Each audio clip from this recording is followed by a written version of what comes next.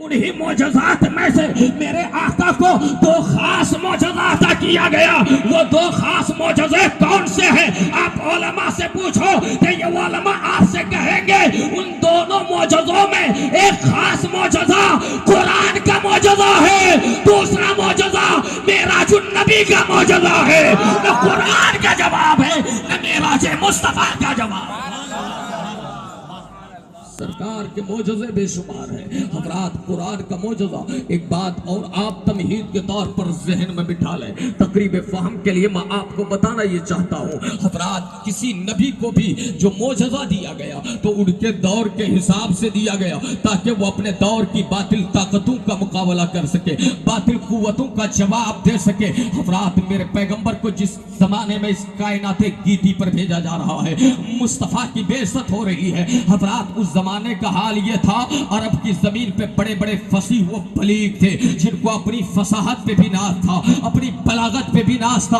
بڑے غرور و تمکنت کے انداز میں وہ سینے اکڑ اکڑ کر زمین پہ چلا کرتے تھے اور دعویٰ کرتے تھے ہمارے سامنے دنیا کی ساری قومیں گونگی ہے, ہم اہل زبان ہیں. حضرات ایسے موقع سے لوگوں کا حال یہ تھا جو بہت بڑا فصیح ہوتا تھا, جو بہت بڑا بلیغ ہوتا تھا, جو بہت بڑا اپنی قوم کا شاعر ہوتا تھا, وہ عربی زبان میں شعر کہتا تھا اور ان کے اشعار کو لکھ کر کے کعبہ معظمہ کے دیوار پر چسپاں کیے جاتے تھے. حضرات پیغمبر آخر الزماں کی جب آمد ہو رہی ہے, مصطفیٰ تشریف لا رہے ہیں, سرور دو جہاں کی آمد ہو رہی ہے, ذرا تاریخ اٹھا کر دیکھیں پروردگار عالم نے اس زمانے کے فصیح و بلیغ لوگوں کا ناطقہ بند کرنے کے لیے اور انہیں دندان شکن جواب دینے کے لیے رب ذوالجلال نے اپنے حبیب کو قرآن کا معجزہ عطا فرمایا اور فرما دیا فاتو بصورت من مثلی, اے لوگو اگر تم سچے ہو اور اپنے دعوے میں تمہاری کذب بیانی نہیں ہے تو اس قرآن کی طرح کوئی صورت لا کر دکھا دو, کوئی آیت لا کر دکھا دو. حضرات یہ وہ معجزہ تھا جو آج بھی قرآن چیخ چیخ کر اعلان کر رہا ہے فاتو بصورت من مثلی, اے لوگو اگر تم سچے ہو تو ایک صورت ہی لا کر دکھا دو. سارے فصیح و بلیغ خاموش ہو گئے, ساکت ہو گئے, جامد ہو گئے. حضرات ان کی زبانیں دنگ ہو گئی, کسی سے جواب نہیں بن پایا. ہر ایک نے کہا یہ خدا کا کلام ہے, دنیا کے انسان کا کلام نہیں ہے. اعلیٰ حضرت جبھی تو فرماتے ہیں تیرے آگے یوں ہے دبے لہجے فصحا عرب کے بڑے بڑے, کوئی شان نہیں زبان نہیں بلکہ جسم میں جان نہیں بلکہ جسم میں جان نہیں. حضرات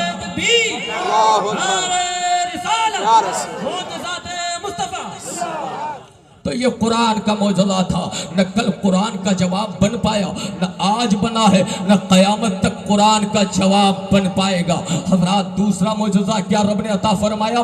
معراج کا عطا فرمایا. اس لیے کہ تمام انبیاء آتے رہے, ان کے لیے زمانہ محدود تھا, دائرہ محدود تھا, اختیار محدود دے کر بھیجا گیا تھا. حضرات کسی کو کسی قوم کے لیے بھیجا گیا, کسی کو کسی علاقے کے لیے بھیجا گیا, لیکن میرے مصطفیٰ کو, کائنات کے تاجدار کو رب ذوالجلال نے ساری کائنات کے لیے انتم اور آخری نبی بنا کر بھیجا ہے, آخری رسول بنا کر بھیجا ہے. یہ معجزہ قرآن کا تو اس دور کے اعتبار سے تھا, اب ایک ایسا معجزہ ہونا چاہیے تھا اس لیے کہ یہ آخری زمانہ ہے.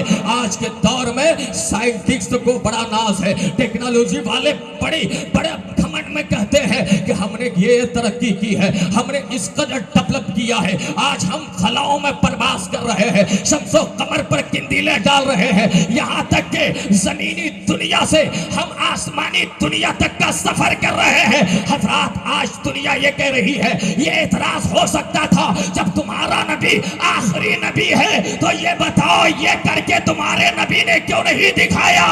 اس لیے رب نے معراج کا معجزہ عطا فرمایا تاکہ دنیا خاموش ہو جائے.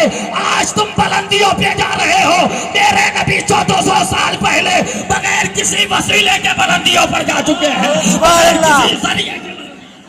اللہ, سبحان اللہ, نعرہ تکبیر, نعرہ رسالت, معراج مصطفیٰ.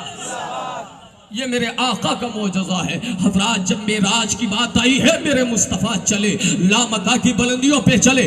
آج تم جا رہے ہو، کوئی کمال نہیں ہے، اس لیے کہ آج ذرائع تمہارے پاس ہے، وسائل تمہارے پاس ہے، آج تمہارے پاس ہر طریقے سے راستہ ہے، آسانیاں ہے کہ جس کی بنیاد پر تم جا رہے ہو۔ لیکن میرے پیغمبر اس زمانے میں گئے جب کوئی وسیلہ نہیں تھا، جب کوئی بظاہر ذریعہ نہیں تھا۔ رب قدیر نے جبرائیل امین کے ذریعے اپنے حبیب کو بلایا۔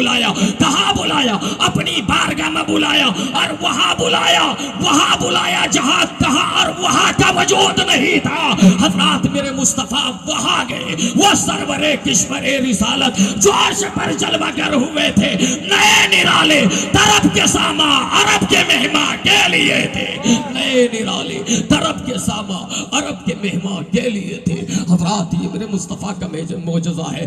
میں نے آپ کے سامنے عرض کیا تھا سرکار کا دو معجزہ بڑا معروف معجزہ ہے، ایک تو قرآن کا معجزہ ہے اور دوسرا معراج کا معجزہ ہے۔ اب ذرا دیکھیں قرآن کی فصاحت آیت معراج سے کیسے ثابت ہو رہی ہے، قرآن کی بلاغت آیت معراج سے آپ ملاحظہ کریں کہ قرآن کی طرح کوئی فصیح کتاب نہیں ہے، بلیغ کتاب نہیں ہے، جامع کتاب نہیں ہے، اس لیے تو قرآن میں رب نے فرمایا اس کتاب میں کوئی شک نہیں ہے۔ حضرات ذرا آپ ذہن کو قریب کریں اور محبت سے پورا مجمع لحق کر بولیے سبحان اللہ، اور چہک کر بولیے یا رسول اللہ، اس لیے کہ آپ بزم پاک مصطفیٰ میں بیٹھے ہیں۔ حضرات قرآن میں معراج کا ذکر کیسے کیا گیا؟ رب فرماتا ہے سبحان الذی اسریٰ بعبدہ لیلا من المسجد الحرام الی المسجد الاقصی۔ حضرت مولانا قاری عمر رضا صاحب آپ کی نظامت کر رہے ہیں۔ حضرات آپ ان سے پوچھیں سفر نامے کے لیے کتنی چیزیں ضروری ہوتی ہے؟ حضرات سفر نامے کے لیے سفر کرنے والے کا ذکر بھی ضروری ہوتا ہے، کس نے سفر کرایا اس کا ذکر بھی ضروری ہوتا ہے، کہاں سے سفر کا آغاز ہو رہا ہے اس کا ذکر بھی ضروری ہوتا ہے، کہاں سفر ختم ہو رہا ہے اس کا ذکر بھی ضروری ہوتا ہے، سفر میں کس مقصد کے لیے سفر کرایا جا رہا ہے وہ بھی ضروری ہوتا ہے۔ ذرا قرآن کی اس فصیح و بلیغ آیت پہ غور کرو، رب فرماتا ہے سبحان الذی اسریٰ بعبدہ لیلا من المسجد الحرام الی المسجد الاقصی۔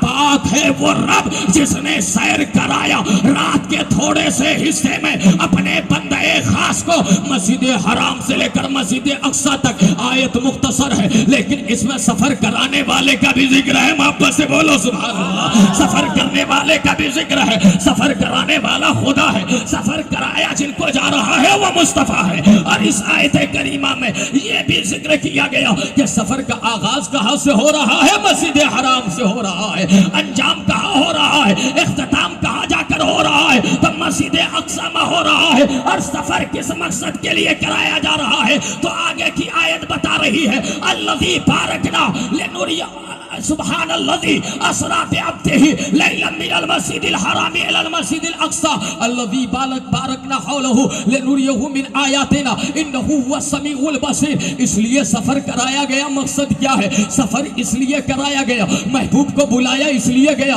محبوب کے لیے سواری اس لیے رب نے بھیجا، جبرائیل کو بھیج کر محبوب کو مسجد حرام سے لے کر مسجد اقصی تک کا رات کے تھوڑے سے حصے میں سفر اس لیے کروایا تاکہ ہم اپنی نشانیاں دکھائیں، جو ہم نے اپنی نشانیاں اس کے ارد گرد رکھی ہے، اور بے شک اللہ سننے والا دیکھنے والا ہے۔ حضرات مقصد بھی واضح ہو گیا۔ ذرا دیکھیں قرآن کی آیت کس قدر فصیح ہے اور بلیغ ہے۔ رب قدیر نے اعلان فرما دیا اپنے حبیب کو رات کے تھوڑے سے حصے میں لے جانے والا پاک ہے۔ حضرات اگر کوئی اس پر اعتراض کرے رات کے تھوڑے سے حصے میں اپنے بندے خاص کو مسجد حرام سے مسجد اقصی تک لے گیا پھر اپنی نشانیاں دکھایا، یہ کیسے ممکن ہو سکتا ہے؟ یہ محال ہے۔ تو یاد رکھو اس لیے رب نے لفظ سبحان سے اس سفر کا ذکر فرمایا تاکہ دنیا والوں سمجھ لینا سفر کرنے والے کو مت دیکھو، سفر کرانے والے کو دیکھو۔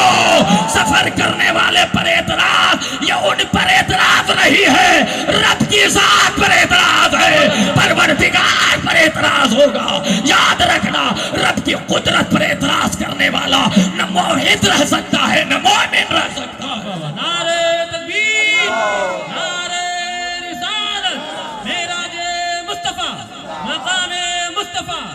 علامہ صابر رضا محب القادری صاحب قبلہ، علماء اہل سنت۔ اب جب معراج کی بات آئی ہے تو ایک بات اور آپ کا محب آپ کو بتانا چاہتا ہے، یہ جو معراج کا ذکر ہے ایک بنیادی عقیدہ